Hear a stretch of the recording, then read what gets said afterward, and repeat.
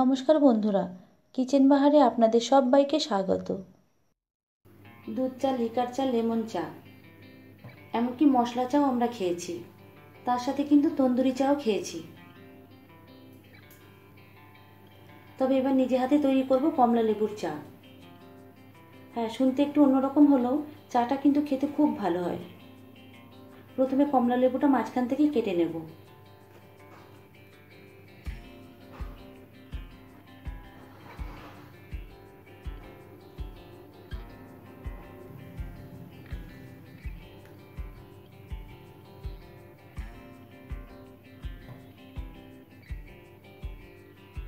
কমলা লেবুটা সমানভাবে দুটো টুকরো করে নিলাম।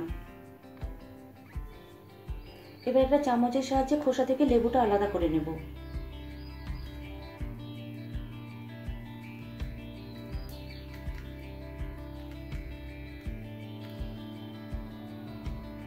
আর এই কাজটা খুব সাবধানে করতে হবে, খোসাটা যেন ভেঙে বা ফেটে না যায়।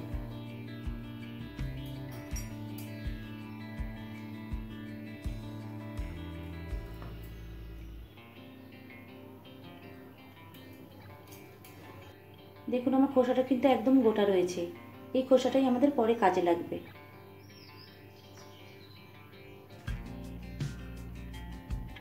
একইভাবে এই লেবুর টুকরোটাও বের করে নিয়েছি। আর দেখুন, এই খোসাটাও গোটাই রয়েছে। চায়ের জন্য একটা প্যানে আমি 2 কাপ পরিমাণ জল নিয়ে নিচ্ছি।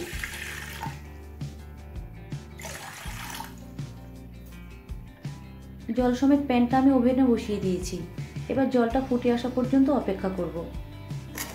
2-3 মিনিট পর জল ফুটে উঠেছে। এবার 2 চামচ চিনি অ্যাড করব।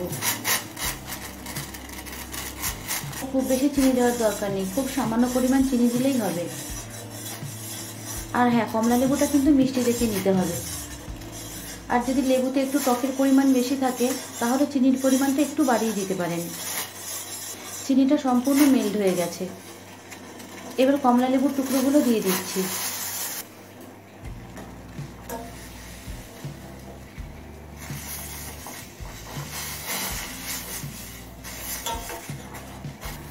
এবার লো ফ্লেমে চাটা কিছুক্ষণ ফুটিয়ে নেব।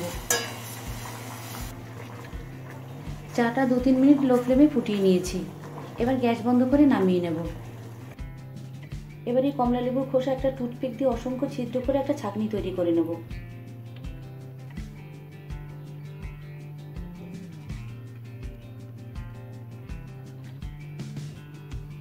আমার ছাঁকনি রেডি হয়ে গেছে। এবার এই ছাঁকনিটা কাপের উপর বসিয়ে দেব। আর ছাঁকনির উপরে দেবো 1 চামচ চা পাতা। এবার উপর থেকে কমলা লেবু সিদ্ধ করা জলটা দিয়ে দেব।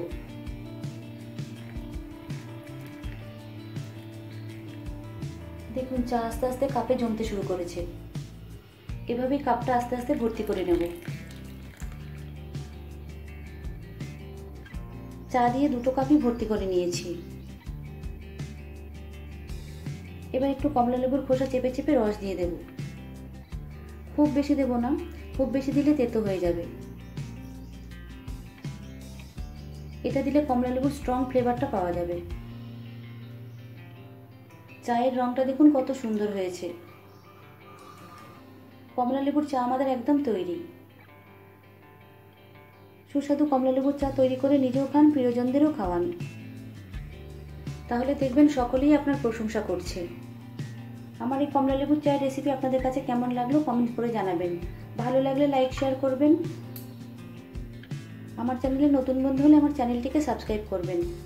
তাহলে আজকের মতো এই পর্যন্ত। আবারও দেখাবে নতুন কোনো রেসিপি নিয়ে। সকলে ভালো থাকবেন, সুস্থ থাকবেন। ধন্যবাদ।